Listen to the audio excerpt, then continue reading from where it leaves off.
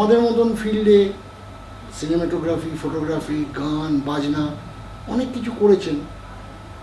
যারা আছেন এটা এমন একটা পারফর্মিং আর্ট, যতক্ষণ আছো তুমি ততক্ষণ বেশ ভালো, চলে যাওয়ার পরেই তুমি অতীত। আর অতীত হয়ে গেলে প্রবলেমটা হচ্ছে একটাই, যে হয়তো থাকবে বা থাকবে না।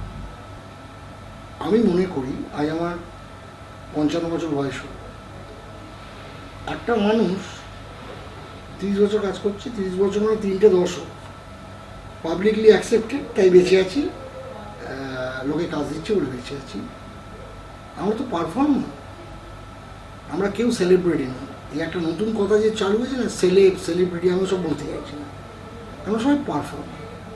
এই পারফর্মিং একটা প্রবলেম হচ্ছে কি, যে আজকে তুমি প্রত্যেকটা দিন সকালবেলা উঠে তোমার প্রমাণ করতে হবে you are the best. If you are not then not.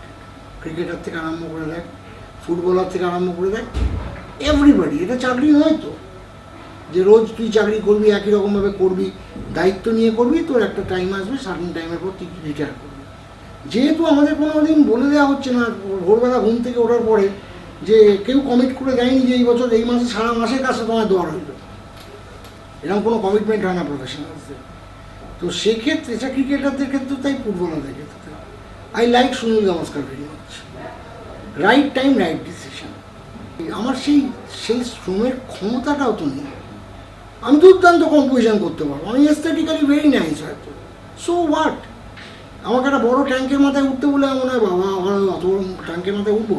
যে লেথার্জি আমাকে আস্তে আস্তে কাবু করে দিচ্ছে for my ageing, you have to accept that ageing.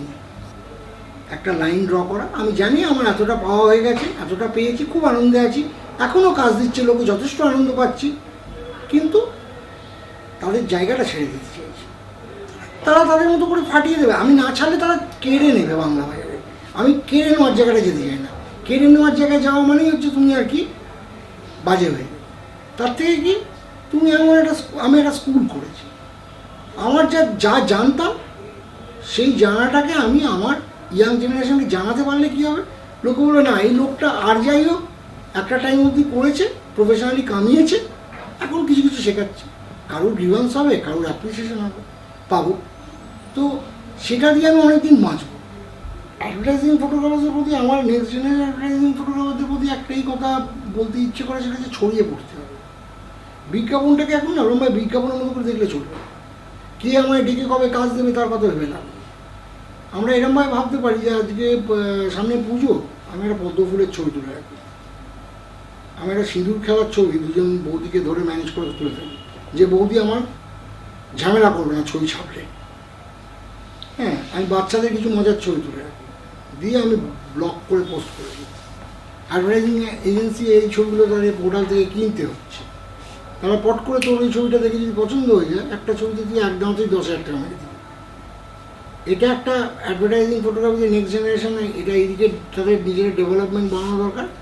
আর একটা হচ্ছে কি, যে গো ধরে না বসে থেকে প্রত্যেকটা বিজনেসম্যানকে অ্যাপ্রোচ করতে হবে। কারণ এখন অ্যাডভার্টাইজিং ওরিয়েন্টেড ফটোগ্রাফি আর হবে না। সেটা করতে গেলে সেখানে তোমার বাধা হয়ে দাঁড়াবে প্রথমত সিনিয়ররা। অলরেডি সেখানে প্রথমে তোমার জানো অমুক এক্স আমাদের ছবি তোলে, এবার এক্সটা একটা এক্স ফ্যাক্টর হয়ে গেল, তাহলে তোকে কী করতে হবে, তোকে ছড়িয়ে পড়তে হবে। তুই বউবাজারে 1000 গয়নার দোকান, তুই গিয়ে বল না যে দাদা আমাকে একটা গয়নার ছবি তুলতে দেখো না, প্রথমটা আপনাকে বিনা পয়সায় 5টা গয়না তুলে দিচ্ছে। একটা মডেলকে একটু ম্যানেজ করে নিয়ে তাকে বললে যে ভাই তোকে দিয়ে তোলাচ্ছি, তোকে একটা পরে একটা ভালো অ্যাসাইনমেন্ট, সবাইকে স্বপ্ন দেখাতে হবে। কারণ সেও তো তৈরি হচ্ছে একটা পরবর্তী জেনারেশনে বড় মডেল হবে।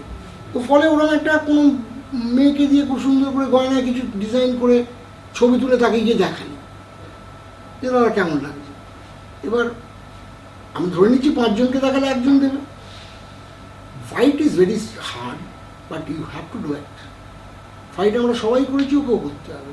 কিন্তু ঘরে বসে থেকে যদি মনে করা হয় যে আমি বড় ফটোগ্রাফার, আমি তো শিখে গেছি আমায় লোকে ডাকবে, ওই লোকে আর ডাকছে না। এটা কিন্তু খুব সোজাভাবে দেখলে বোঝা যাচ্ছে। সেটা হচ্ছে যে আমরা কোনোদিন কি দেখেছিলাম যে কোনোদিন ভাবতে পেরেছিলাম যে স্কুল, হসপিটাল, নার্সিংহোম তারা বিজ্ঞাপন করবে আপনি এক ছুটে চলে আসুন, হার্ট অ্যাটাক হলে আপনাকে আমরা দেখে নিচ্ছি। আমরা এই বিজ্ঞাপন কোনোদিন ভাবিনি। কিন্তু বিজ্ঞাপন হচ্ছে, তার মানে তাদের প্রয়োজন হচ্ছে। সেই অনুপাতে রুগী পাওয়া যাবে না, ফলে রুগী পেতে গেলে বিজ্ঞাপন করতে হবে। তো রুগী পেতে গেলে যদি একটা অত বড় নার্সিংহোম, বড় বড় নার্সিংহোম করে, তারা যদি বিজ্ঞাপন করতে পারে, তো who am I am a small গাই।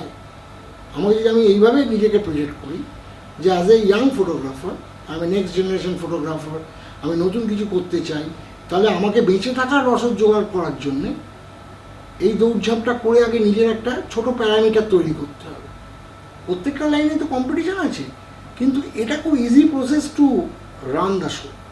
তারপর তুমি করো না, এগোতে পারবেই, প্রচুর রাস্তা খোলা আছে। মাস মিডিয়া, মিডিয়া কমিউনিকেশনসের ওপর প্রচুর বড় বড় কলেজগুলো অনেক ভালো ভালো কোর্স নিয়ে এসছে, সেগুলোতে আমি যাই দেখি গিয়ে কিছু কিছু ক্ষেত্রে তারা ভালো কাজ করছে, তারা ছোটো ছোটো ফিল্ম বানায়, সেগুলো তারা দেখায়, তো বেশ ভালো লাগবে। মানে তারাও বিজ্ঞাপনের উপর ভাবছে। এবার এই বিজ্ঞাপনগুলো হয়তো আগামী দিনে বেশ দেখতে লাগবে। আমি তাদের জায়গাগুলো বলতে পারছি, পাথওয়েজগুলো যেগুলো লুকিয়ে ছিল এতদিন, সেগুলো আমি ওপেন করে দিয়ে যাওয়ার চেষ্টা করছি, যে কীভাবে তুমি নিজেকে অপারেট করবে, who are the people can give you the work, সেটাই তো তাদের জানা নেই। আজকে যদি আমি তাকে না জানিয়ে দিই যে this are the advertising agency, this, এটা তোমার ডেটাবেসে রেডি করো, এখান থেকে তুমি কাজ পাবে, এদেরকে অ্যাপ্রোচ করো। এটা তো আমি তো কষ্ট করে জোগাড় করতে হয়েছে। এবার আমি যদি সেটাকে ভেতরে রেখে চলে যাই, তাহলে এটা বোধহয় ঠিক হবে। তার থেকে আমি জানিয়ে দিয়ে যাচ্ছি, আমি তার দিন করলাম, বড় বড় এজেন্সির সঙ্গে কাজ করেছি, ন্যাশনাল লেভেলে করেছি, ইন্টারন্যাশনাল লেভেলে কাজ করেছি, ইন্টারন্যাশনাল ম্যাগাজিনও করেছি, কুটুর থেকে আরম্ভ করে হারবার বাজার থেকে কিচ্ছু বাদ নেই। আমি বলে দিয়ে যাচ্ছি যে ভাই এগুলো জায়গা, তাদের যদি ক্ষমতা থাকে, এবং আমি আই হোপ ডেফিনেটলি তাদের ক্ষমতা আছে, এবং আমার থেকে বেটার ক্ষমতা তৈরি করবে, এবং তারা আরও ভালো কাজ করবে।